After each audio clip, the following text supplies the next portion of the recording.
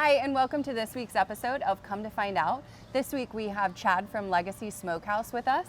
Thank you so much, Chad, for joining us. My pleasure. I really Definitely. appreciate it. No problem. Glad to be here. Yeah. So now, are you originally from Hilliard? I am not. So I grew up in Grove City, so not too far from Hilliard, but here Central Ohio basically. And then went away to college, and then I came back here and wanted to be in Central Ohio and met my wife, and we raised our kids in Hilliard, and just it's been an awesome community. So we've loved being here. Yeah. What kind of drew you to Hilliard? The school districts were fantastic. Just the community, Grove City was a small community, and Hilliard was similar to that.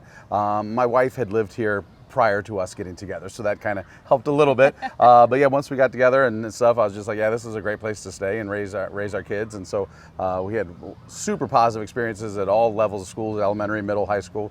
The youth sports programs and just everything about Hilliard we've really enjoyed.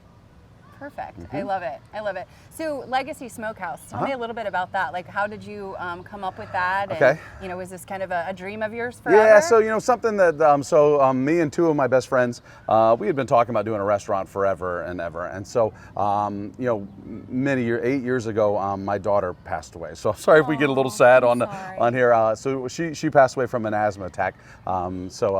When that happened, it changed my perspective on life quite a bit, and so I was working in IT. And so, like I said, my buddies and I, we've been talking about doing a restaurant, and I'm like, look, tomorrow's not promised for any of us. We've been talking about this forever. Let's pull the trigger. So we started Legacy, and I quit my job and focus on this. And then the other two partners, they kind of have their own thing. So they come in and help out as much as they can and are involved. But and then I just knew that Hilliard is where I live, and this is where we wanted to have one of our main flagship restaurant here. And we started back in 2018 is when we opened up the Hilliard location.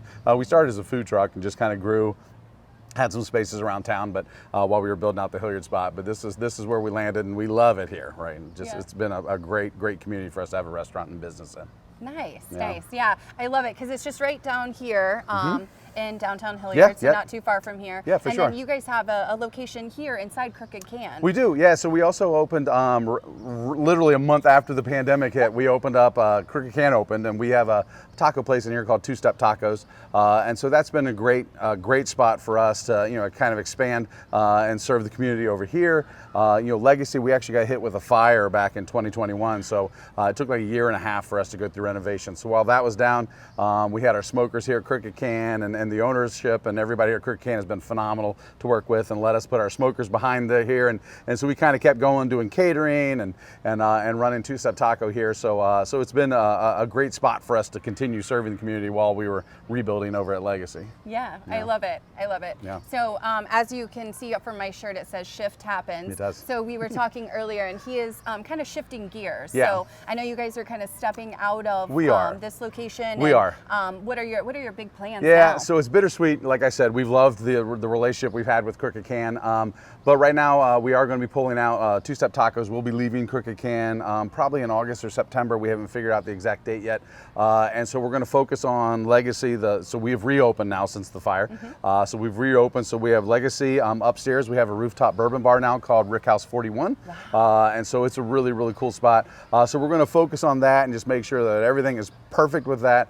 We also do a ton of catering, so weddings and birthday parties and corporate events and everything. So that side of our business has been going strong while we were shut down as well. So we really want to expand that and focus on getting that to be a larger part of what we do.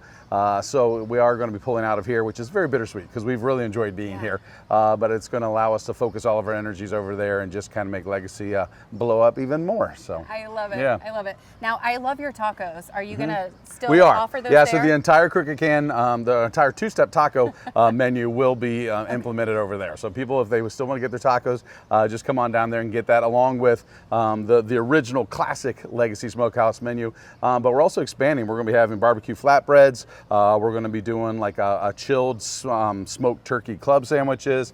We're having like butter flights and some cool appetizers upstairs. So we're expanding. Right now we're kind of easing into it as we're like, let's just get open, make sure everything's good, and we'll slowly start rolling out additional menu items. But yeah, the tacos should be over there really soon. Okay, good. Yes. So don't fear. You can come get them anytime. Good. Yeah. Yeah, I love those. Now, what we've seen as kind of a theme for everyone we've talked to, you know, within Hilliard, is that everyone loves to do stuff to give back to the community because they love this community so much. I know you all did a lot of stuff during the pandemic, you know, making sure that no one went hungry, things like that. Definitely. Can you kind of talk about that and maybe some other things you do for the community? So I just finished my 13th season as the head coach at Hilliard Davidson for the girls lacrosse team. So I've been involved with the school and students, and I've been coaching there and absolutely love it. So as a result of that, I'm even more connected to the community just from being involved with the school.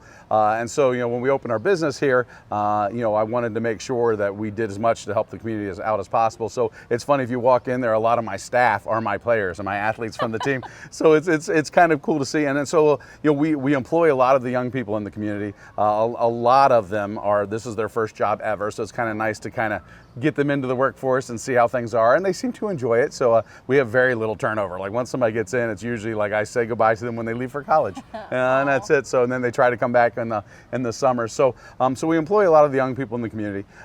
We like you mentioned, during COVID, when the schools shut down, you know, that was a hard time for a lot of people. I mean, I know, like, you know, the mental health of students and everything. It was a challenge, you know, and it was during my season, so I immediately got pulled away from my girls, and so we just saw a lot of things were going on in the community. And one of the things was, you know, a lot of kids, they rely on the schools for their free lunches and to eat during the day, and so we knew that was a big void in the community. So when COVID hit, we ended up providing free lunches to any kids that wanted to come in. So we would have quite a few kids come through on a daily basis to get free lunch. So that was kind of nice, and so it was fun. Parents would come in too with them, and it was interesting because they were always like, we just want to talk to an adult, because they've been home with their kids all day. So I would be talking with the parents, and we get free lunches for the kids and stuff. So we do that. We also helped out a bunch, you know, feeding the fire department, the police department, you know, different medical facilities and stuff, just to kind of thank them for all that they're doing.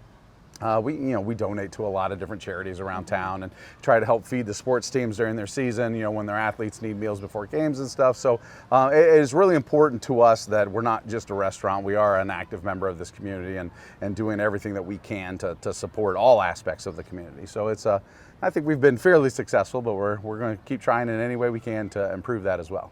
Perfect. Yeah. Well, thank you so much for all that you do for the community. Oh, thank you. And I can't wait to go try out the bourbon bar. Yeah, it's very nice. I just learned that there was a bourbon bar out there, so I'm very, very excited about that. Yeah. The peach bourbon slushies and the vodka lemonade slushies have been very popular on hot evenings, especially like during the door events and celebration of the station here. It's been nice. So Thursday nights are hopping up there at Rick House. So Absolutely. Yeah. Absolutely. And it's hopping here with all of your tacos. Oh, for sure. Yeah. This is a fantastic spot right across the street from where all the festivities are going on as well. Yes. So it's nice. I love it. Yeah. I love it. Well, thank you so much my for pleasure. taking time out of your day to come and talk to us. Definitely. I enjoyed it. So thank you very much. Thank you. Thanks so much for joining us this week on Come to Find Out. Tune in next week to see who we're talking to.